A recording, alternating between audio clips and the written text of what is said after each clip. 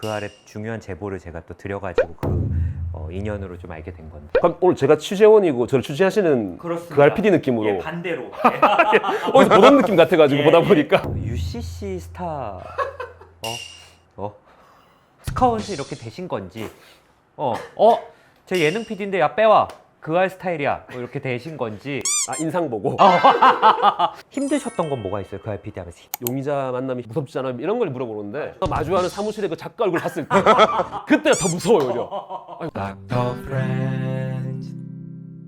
안녕하세요. 예, 닥터 프렌즈입니다. 오늘 제가 대단한 분을 모셨는데 한번 자기소개 한번 저희 헬프님들한테 좀 부탁드리겠습니다. 네, 헬프님들 안녕하세요. 저는 전 그것이 알고 싶다 PD 현 그알 유튜브 채널을 담당하고 있는 도준우라고 합니다. 반갑습니다.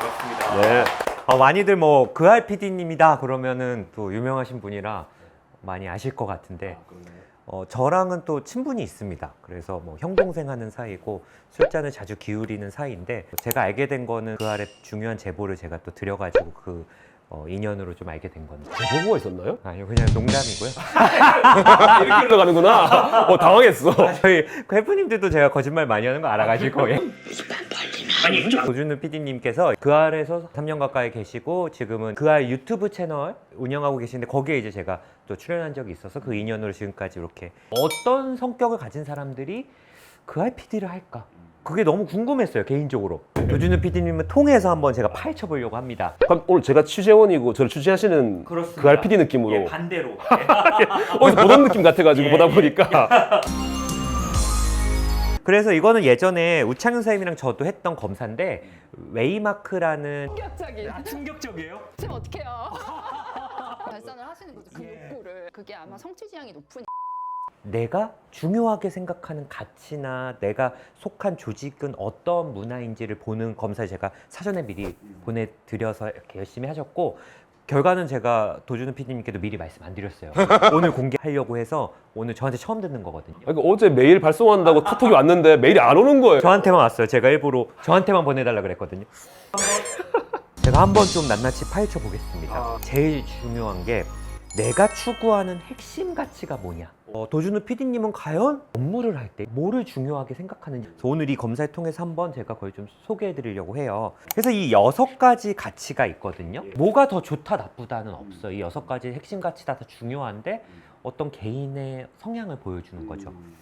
저는 좀 의외인 게요, 도준우 PD님이 첫 번째로 중요하게 생각하는 핵심 가치가 흥미지향이고요. 흥미. 두 번째가 관계지향이거든요. 맞아요, 정확해요. 그래요? 저는 약간 의외라고 생각하는 게 도준우 PD님이 이렇게 거칠고 얼굴도 좀 이렇게 까무잡잡하고 몸도 좋은 느낌이시지만 서울대 국문학과 출신이세요. SBS도 그냥 한 번 그냥 언론고시 그냥 스터디 같은 것도 안 하시고 혼자만 이렇게 띡띡하다가 들어가서 뽑히시고 SBS의 대표 교양 프로그램 그알 PD로 3년간 열심히 활동을 하셨단 말이죠, 그렇죠? 그리고 이제 SBS 그알 유튜브 채널도 많이 키우셨고요, 사실은. 엘리트 코스를 밟으셨다면 저는 성취지향이라던가 합리지향이라던가 뭔가 이런 쪽으로 전 생각했거든요. 저를 약간 수박 겉핥기식으로 알고 계신 것 같아요. 아, 그래요? 수박을 쪼개지 않은 것 같아요. 아직. 형 동생 하는 사이고. 저 나름의 역경과 고난이 많았거든요. 진짜요? 뭐 SBS에 한 번에 붙었다라고 하니까 되게 되게 뭐 운 좋, 예, 그렇게 보이지만 뭐 PD를 위해 달려온 사람도 아니었고 그 전에 다양한 꿈들이 있었거든요. 진짜 어릴 때는 진짜 뭐 부끄럽지만 코미디언 꿈도 있었고. 진짜로요? 예, 있었고. 언제쯤에? 그건 학창 시절에. 그때 항상 제가 뭐 주변 사람들 재밌게 하는 걸 너무 좋아하다 보니까 막연히 그런 꿈도 있었고, 진지하게 저는 코미디 학과를 가려고 그랬어요. 왜냐면 제 고3 때 실제로 그때 국내 최초 코미디 학과가 생긴다고 기사가 났었어요. 내가 방에서 신문 기사를 보고 나를 위한 이거는 자리다. 그 정도로 제가 진지하게 진짜. 이런 거 보면 흥미지향은 맞으신데? 그러니까요. 사실 PD가 꿈이 아니라 처음에 그냥 방송 관심 가진 게 좀 코미디언? 나오는 사람들에 대한 관심이 좀 있었고, 그러다가 이제 PD로 바로 간 것도 아니고 그 다음에 대학 가서 또 뭐 제가 랩도 했거든요. 힙합. 그건 제가 여러 사석에서 들었는데 이번에 이제 스릴러머란 책을 쓰셨잖아요. 예. 진짜 제가 이 책을 읽고 사람을 겉핥기로 알았다. 여러 번 술자리를 같이 했지만 UCC 스타 서울대 국문학과 재학생 시절에 훈민정음으로 랩을 한 거죠. 나란 말싸미 중국과 달라 그걸 랩을 해서 UCC 지금으로 따지면 유튜브인데 거기에 올려서 30만 조회수가 되고 나란 말싸미 양키에 달아 문자와로 서로 삼아 띠아니 할세라 이런 전차로 어린 MC가 니르고자 할 때 있어도 마침내 제 뜻을 실어 펴디 못할 놈이 아니라 바다 넘어 색깔 진하나 해드랬고 무너진 혓바닥만 닮아가는 어리석음 심지어 광고 참이슬. 참 있을 후레쉬가 날아 샤자마다 천복이 신이 술 맛이 나게 하시니 그럼 그 힙합에서의 뭔가 좀 이룬 게 있으세요? 흥미지향을 해서 왜냐하면 이제 서울대 출신의 어떤 래퍼들이 버벌진트도 있고 빈지노도 있고 뭐 래퍼는 아니지만 서울대 출신 또 음악가들이 뭐 장기하 씨도 있고 뭐 그쪽 브로콜리너마저도 도건 씨. 예. 뭐 장기하 도건 씨 다 제 친구들이죠 사실. 아 그래요? 동년배들이고. 형님도 그러면 좀 도준우 PD님도 좀 성과가 있으셨나요? 아 그래도 예. 굳이 성과를 친다면은 그때는 사실 2001년, 2년이면은 힙합의 불모지예요 우리나라가. 맞아. 뭐 지금처럼 쇼미더머니 없었어요. 맞아. 하지만 그 시절의 쇼미더머니 2002년 MTV에서 했던 예. 아마추어 랩 페스티벌에서 우승을 했죠. 진짜요? 제가 만든 이렇게 오. 서울대 힙합 동아리 바운스 팩토리에서 네. 저랑 포함 3명이 멤버가 대표로 나가서 우승을 거머쥐었죠. 아니 그러던 분이 어떻게 또 갑자기 PD가 되신 거예요? 왜 그 길을 계속 안 가신 거예요? 예. 아, 그 길을 못 가게 된 거에는 결과적으로 저희가 뭐 그 아마추어 대회 우승을 했을 뿐이지 결국은 아마추어였던 것 같아요. 그때는 저희 스스로 좀 뻥이 차서 아, 우리가 진짜 이 정도면 랩 정말 잘한다. 우리가 다이내믹 듀오? 우리랑 비슷하지 않나? 막 이제 개코? 막 그러니까 20대 초반이잖아요. 그러니까 유명 래퍼가 상도 주고 그러니까요. 그러면 그런 생각할 수 있는데 헛바람이 들었죠 그때. 나이가 좀 들어가고 졸업을 앞두고 이러면서 좀 자기 객관화가 좀 되는 건 거죠. 뭐 취업 준비를 했죠 다들. 취업 준비를 하게 되고 예, 그러다 보니까 저도 이제 군대 갔다 와서는 조금 음악은 지금도 하고 있지만 취미로. 느리게 하고 있지만은 그때 좀 열정적으로 하진 못하게 되고 현실로 돌아와서 그때 이제 학점을 조금 신경 썼어야 되는데 그러다가 또 격투기에 빠져가지고 UFC 그때만 해도 UFC 불모지였어 우리나라. 네. 2005년 그쵸. 아무도 안 보던 때 맞아. 그때 빠져가지고 격투기 쪽으로 저는 사실 갔어요. 제가 했다는 건 아니고 예. 보는 거 보는 걸 너무 좋아했어요 그때. 네. 그래서 그때 제 첫 직장이 사실 격투기 웹진 통신원 거기서 기사를 쓰시고 그런 거예요. 거였죠. 어. 돈 받고 한 건 아니었고 예. 진짜 그냥 경기 공사를 보면서 약간 시민 기자 같은 느낌이네요. 대학생 기자 같은 거의 졸업 거의 앞두고 인턴 이제 기자 같은. 맞아요. 헉, 진짜 본인의 흥미를 찾으셔서 그걸 쫓으셨네요. 그러니까 워낙 그때는 좀 불모지였던 UFC에 관심이 많다 보니까 컬럼을 좀 썼어요 대학교 때. 그러면서 당시 격투기 전문 방송 채널에서 슈퍼 액션 기억하세요? 네, 거기서 이제 스카웃이 왔죠. 그래서 새로운 격투기 프로그램 할 건데 같이 기획하자. 그때 또 인턴으로 가서 일을 하면서 좀 방송 일 제대로 해보고 싶다. 제대로 그때 좀 꿈을 꾸게 된 거죠. 처음으로 PD 제대로 PD에 대한. 그땐 그래도 재밌으셨나 봐요.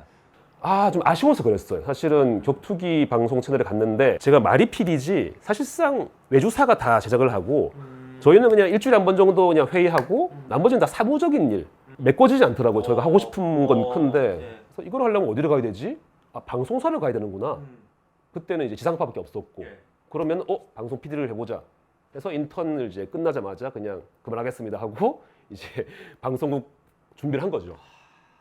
그래서 이제 SBS에 합격을 하신 거고. 그렇죠. 근데 PD도 제가 알기로는 뭐 드라마 PD님, 예능 PD, 교양 PD 이게 영역이 또 다르고 라디오 PD도 있고 그 알이었으니까 지원을 교양 PD로 하신 거. 아니요, 저는 예능 PD. 그냥 흥미지향이시니까 예능 PD가 좀 잘 맞으셨을 것 같거든요. 당연히 예능이라 생각했죠 저는. 근데 지금은 교양이시잖아요. 스카웃이 이렇게 되신 건지, 제 예능 PD인데 야 빼와. 그 알 스타일이야. 뭐 이렇게 되신 건지. 인상 보고.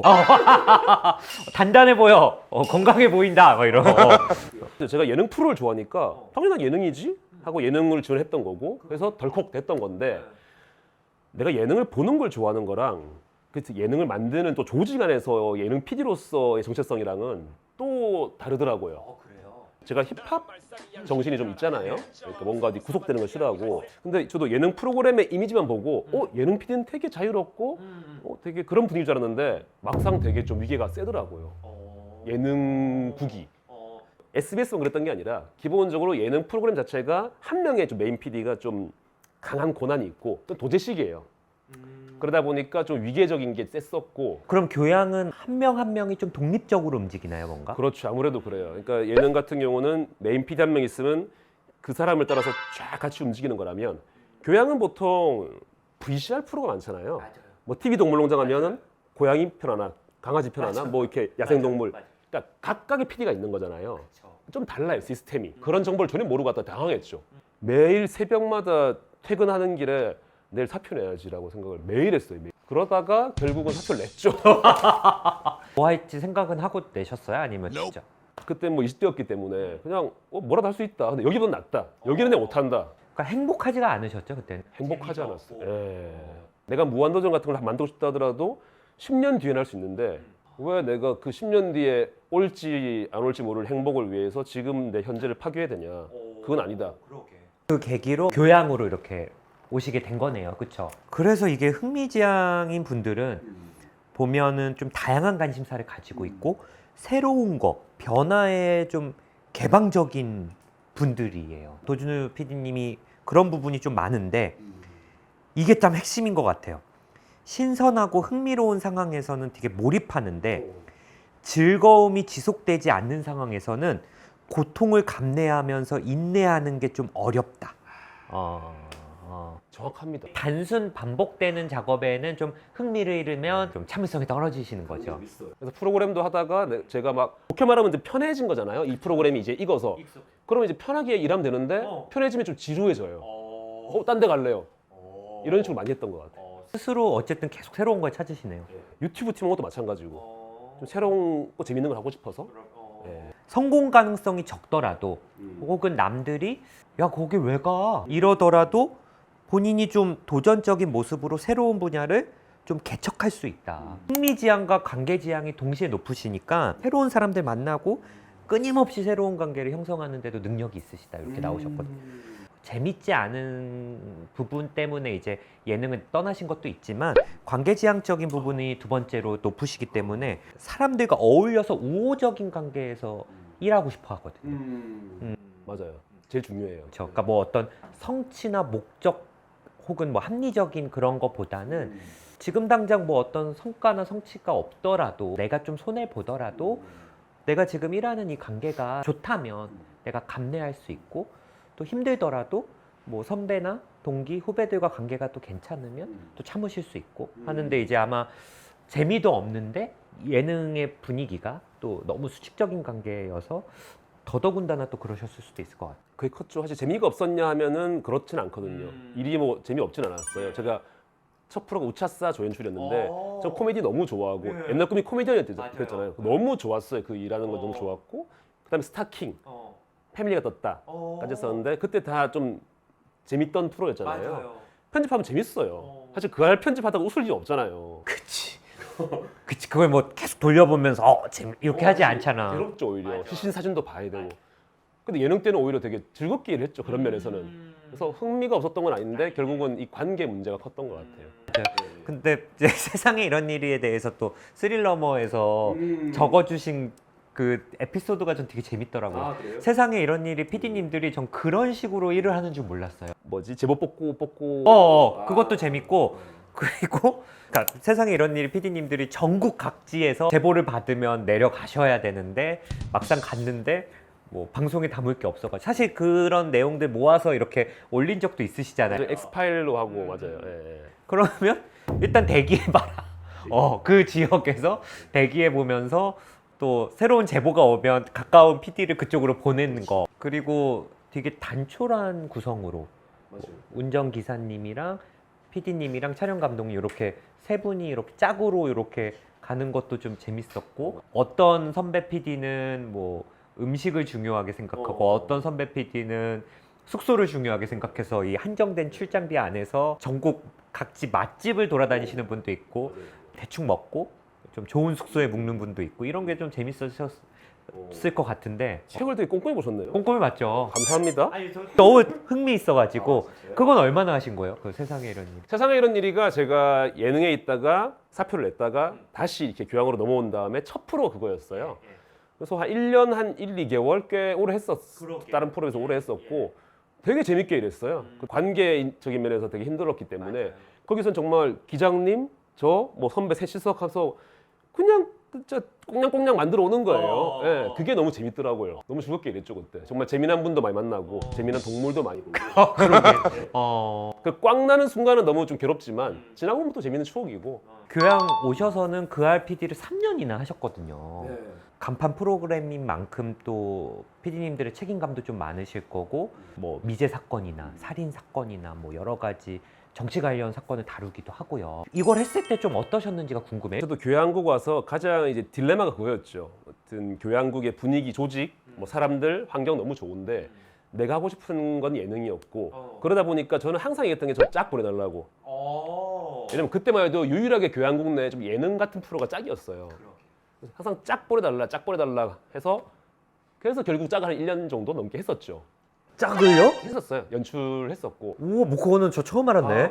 메인 연출은 지금도 나는 솔로 하시는 그 남규현 PD. 예, 선배시고 연출자는 또 몇 명이 밑에 또 있거든요. 메인 연출자들은. 예. 그걸 한 1년 정도 했었고. 그럼 막 출연자 인터뷰하고 오. 사실 그 프로를 말고는 다 또 교양 프로들이고 그리고 내가 정말 가기 싫었고 또 내가 가면 안 된다 생각했던 게 그 알이었거든요.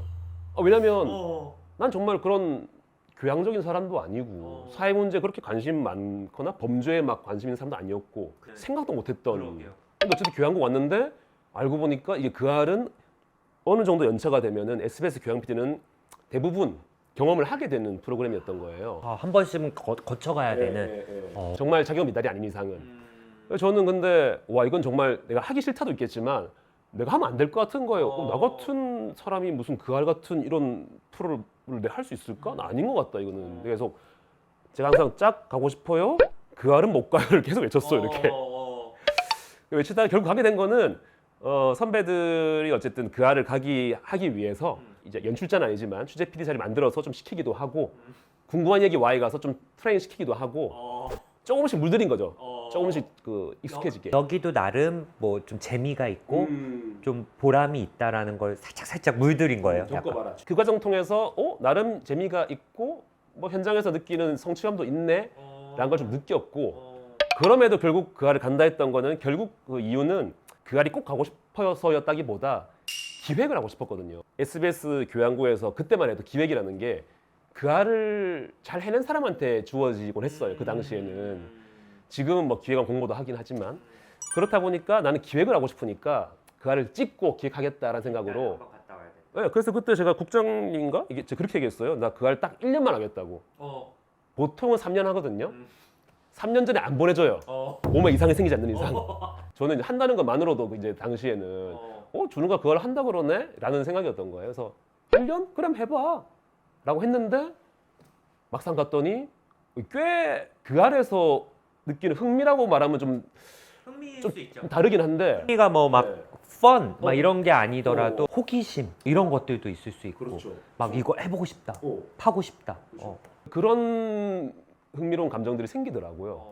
결국 그래서 제가 3년까지 못했지만 한 2년 반 정도를 충분히 하고 나왔죠.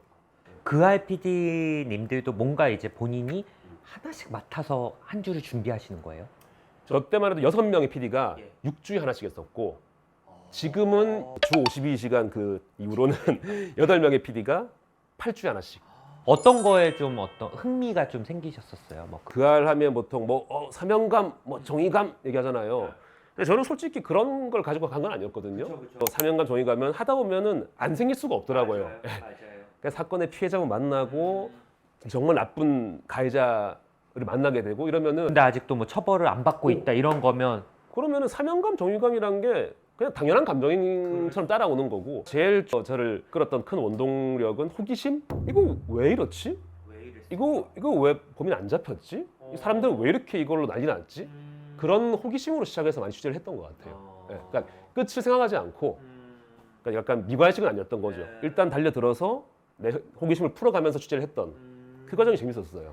그러면 약간 시청자 입장이 똑같네요. 맞아요. 저도 그 알을 볼 때 제목이나 예고를 보고 좀 궁금증을 가지고 시작을 했다가 이제 점점 이거 좀 화도 나고 좀 이건 좀 잘못됐다. 그럼 바뀌어야 된다. 뭔가 그렇게 이어지는 건데 뭐 교양 프로나 사회 문제 좀 무지했던 게 어떻게 보면 저의 힘이었던 것 같기도 해요. 오히려 몰랐기 때문에 시청자들이 생각하는 프로세스대로 접근을 했었고 시청자분들한테는 공감의 포인트로 다가가지 않았을까 이런 생각을 좀 하게 되더라고요. 지나고 보니까. 예. 힘드셨던 건 뭐가 있어요? 그 RPD 하면서. 용의자 만남이 무섭지 않아요? 이런 걸 물어보는데 아니, 그런 건 사실은 뭐 무섭진 않고 만나야죠 우리 입장에서는. 만나주면 땡큐인 거죠. 다 도망가니까 보통은. 오히려 이걸 어떻게든 방송을 찍어야 되는 만나서 들어야 되니까. 오케이 하면 무서워 어떻게가 아니라 빨리 만 받기 전에 빨리 찍어야 빨리 가야지. 그게 오히려 크구나. 그럼요. 그래서 용의자 만나고 이런 거는 전혀 무서울 게 없어요. 이게 개인으로 만나면 무서울 수 있겠지만 우리는 어쨌든 그 RPD고 카메라랑 같이 가고 이렇기 때문에 그 사람이 정말 진짜 미친 사람이 아닌 이상 우리한테 해코지를 하진 않을 거잖아요. 그래서 그런 거 전혀 무서운 게 아니고 오히려 그 사람을 찾아갔는데 뭐 못 찾았어 우리가 취재가 안 됐어. 그러고 돌아와서 마주하는 사무실에 그 작가 얼굴 봤을 때 그때가 더 무서워요 오히려. 이거 어떻게 얘기하지 이걸. 내가 최선을 다했지만 못 만났다. 이게 더 무섭지 사실. 만나는 건 사실 무서운 게 아니죠. 보니까 막 해외에도 가셨는데 막 꼬이는 일도 있고 그런 것들이 더 좀 끔찍한 상황이겠죠. 정말 끔찍해요. 해외 취재는 어쨌든 이게 한번 시작했으면은 돌아오기가 쉽지 않잖아요.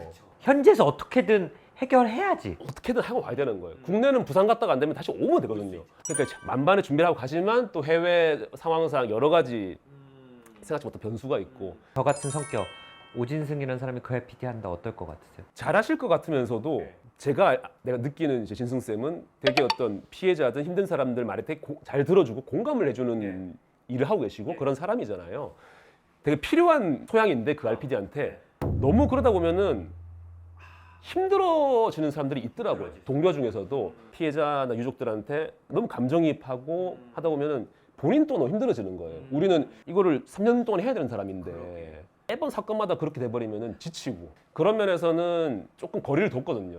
취재할 땐 당연히 해야죠. 하고 이 사람 얘기를 듣고 같이 분노하고 하지만 방송을 끝났을 경우에는 방송 끝내고 인사드리고 연락을 가능하면 안 했어요. 그냥 또 내 삶을 돌아와야 되고 충전해야 되고 그런 식으로 좀 버텼던 것 같아요. 물론 피해자분들이긴 하지만 또 너무 공감을 하다 보면 약간의 중립성을 좀 잃을 수도 있지 않을까 생각이 들어요. 그 RPD님이 좀 갖춰야 되는 그런 부분은 뭐가 있을까요? 갖춰야 되는 부분이요. 정말 많겠지만 저는 기본적으로 따뜻한 마음이라고 생각해요. 약간 그 알과 따뜻함이 좀 안 맞는다는 느낌이. 그러니까 뭐 예를 들어 타사 프로그램이지만 인간극장 같은 거, 뭐 좀 휴먼 다큐 이런 거 찍을 때는 좀 따뜻함이 어울리는데 그 RPD는 아니다고 생각했는데 말 듣고 생각해 보니까 피해자들의 입장에서 피해자들의 억울함을 풀어줘야 되는 그런 부분이면 진짜 좀 따뜻함이 좀 필요하겠구나. 네.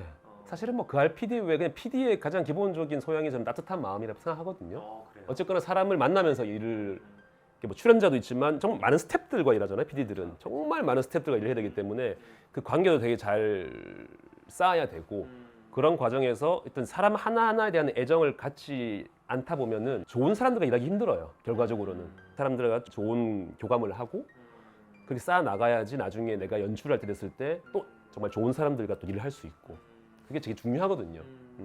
그래서 일단은 제가 그 RPD 도준우 PD님 모시고 과연 그 RPD님의 핵심 가치, 그 RPD님이 가져야 되는 어떤 소양들에 대해서 좀 얘기를 해봤는데 좀 재밌네요. 일단 그 알 좋아하시는 해프님들 많으실 텐데 시간 되시면 또 이런 스릴러머 책 읽어보시면 좋을 것 같고요. 저희가 모셨으니까 또 이어서 조금 더 제가 도준우 PD님에 대해서 조금 더 깊숙이 좀 파보려고 하니까 다음 시간에도 좀 계속 시청해 주시면 감사하겠습니다. 2개로 나가는 거예요. 2개로 나눠서 갑니다. 오, 영광입니다. 아닙니다. 예. 감사합니다. 네, 예, 고맙습니다. 예.